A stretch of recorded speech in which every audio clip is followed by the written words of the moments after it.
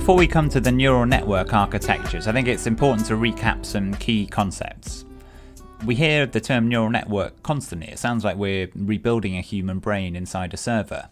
While the inspiration is biological, the reality is pure mathematics.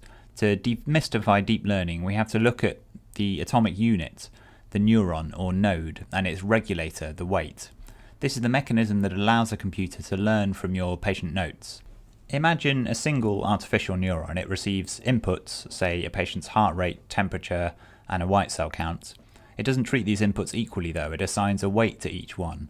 Think of the weight as a volume knob. If the model over time learns that temperature is a critical predictor for infection, it turns the volume knob on the temperature input to a high weight. If heart rate is irrelevant, it turns the knob down to 0, a low weight.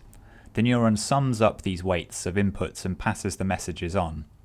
So what is learning? Learning is simply the process of adjusting these knobs. The AI makes a guess, checks the answer key, the ground truth, and if it got it wrong, it goes back and tweaks the weight slightly. This process is called backpropagation. It repeats this millions of times until the knobs are perfectly tuned to diagnose the disease. So why do we care about this maths? Because it explains the strength and the danger of deep learning. The strength is that neural networks are universal approximators. With enough neurons and weights, they can learn any pattern, no matter how complex, from the pixels of an MRI to the waveform of an ECG. The weakness, though, is that they're very data hungry. You need thousands of examples to tune those weights correctly. And they're opaque. Unlike a regression model where you can see the coefficient, a neural network is a tangle of millions of weights. You can't easily ask it why it made a decision.